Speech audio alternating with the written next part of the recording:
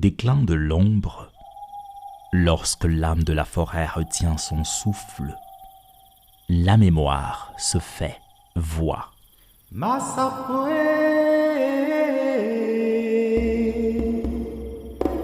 Masapo,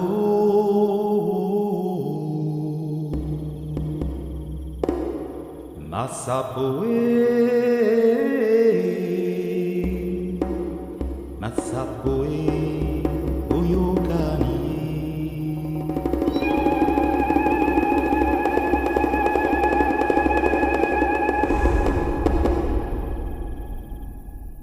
Salut et bienvenue à ce nouvel épisode de Masapo, le podcast qui vous guide au cœur sacré de l'Afrique ancestrale, bien au-delà du voile du temps, là où chaque mot est un souffle d'esprit et chaque récit un pont tendu entre le murmure des ancêtres et la lueur du feu rituel.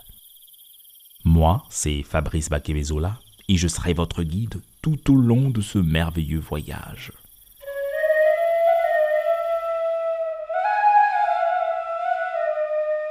Un proverbe africain dit « Un vieillard assis à terre voit plus loin qu'un jeune homme debout ».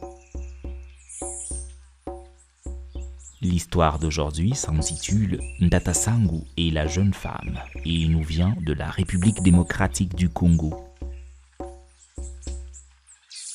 Dans un village d'Afrique, vivait Ndata Sangu, un homme d'environ 80 ans.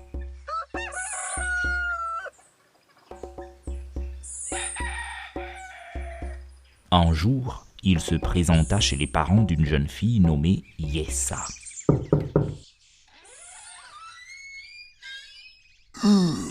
Bonjour, paix et vie à cette famille. Bonjour Ndata Salut Sangu. Ndata Sangu. Bonjour Ndata Sangu. Vu mon âge, je n'ai pas envie de tourner autour du pot. Je serai direct. Eh bien, je suis venu demander la main de votre fille Yessa. La mère, désagréablement surprise, s'exclama. Mais tu te regardais. As-tu compté tes années? Ma fille a à peine 18 ans. Moi, je suis sa mère et jamais je ne la laisserai épouser un homme aussi vieux que toi. Tu as déjà vécu ta vie.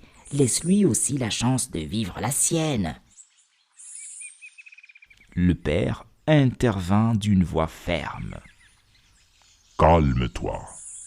Ndata Sangu est un homme intègre. Son âge est signe de l'expérience et de la sagesse. Moi, en tant que père et chef de cette famille, j'autorise et je bénis cette union. Le conseil de famille ne s'y opposera pas, car c'est le bon choix.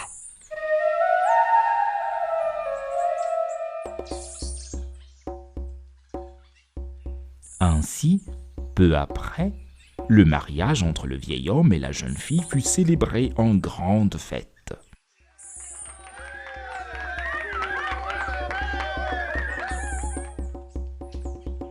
Le lendemain, la mère prit Yessa à part et lui murmura.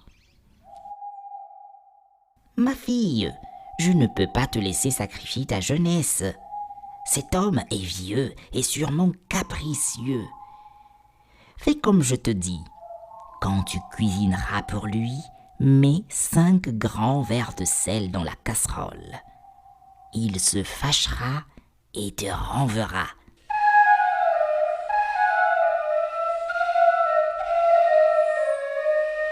Yessa suivit le conseil de sa mère.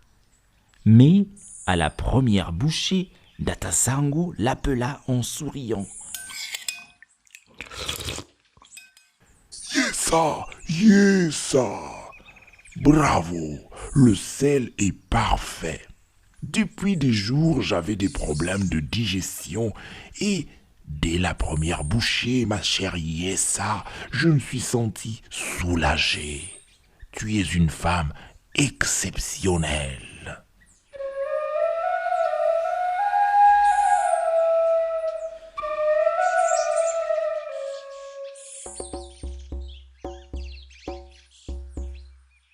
Étonné, Yessa courut auprès de sa mère pour lui raconter sa mésaventure.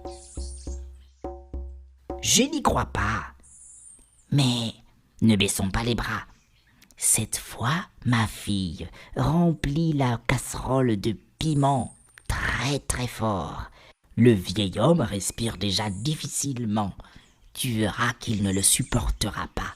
Il te chassera. »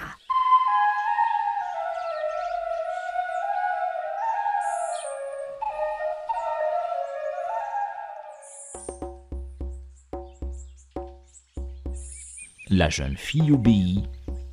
Mais encore une fois, à la première qui irait, le mari s'exclama. Oh, Yessa, Yessa, comment fais-tu pour deviner tous mes problèmes? Cette dose de piment a calmé ma toux. Tu es vraiment l'épouse parfaite pour moi. Oh, Yessa. Yessa retourna désespéré chez sa mère qui, après une longue réflexion, lui dit « D'accord, ceci sera la dernière épreuve, ma fille. Tu sais que ce vieillard est obsédé par l'élégance. Alors verse de l'huile de palme partout dans la maison, en commençant par ses vêtements, bien entendu. Quand il verra ce désastre, il te chassera sûrement, et toi, ma petite fille, tu pourras revenir à moi. » La jeune fille exécuta l'ordre à la lettre. À son retour à la maison, Ndatasangu vit de l'huile partout et s'écria.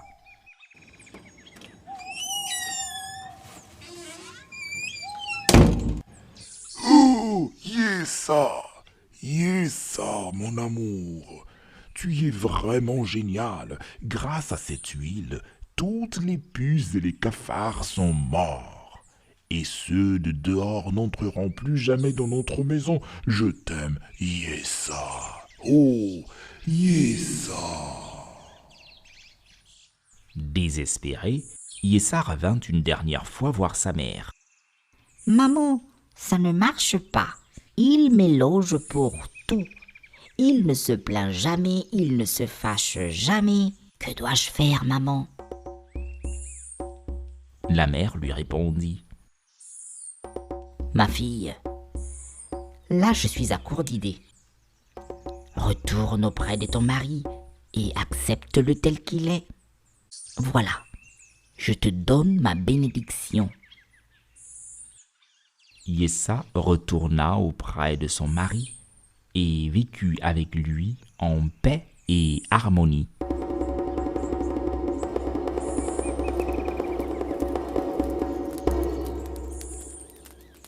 Et le tambour se tait, le feu s'éteint doucement, mais la voix des récits ne s'endort jamais. Chers amis, merci d'être restés à mes côtés près du feu. Si ce voyage vous a plu, ne laissez pas le vent l'emporter. Suivez Masapo, partagez-le avec ceux que vous aimez. Laissez-moi un commentaire.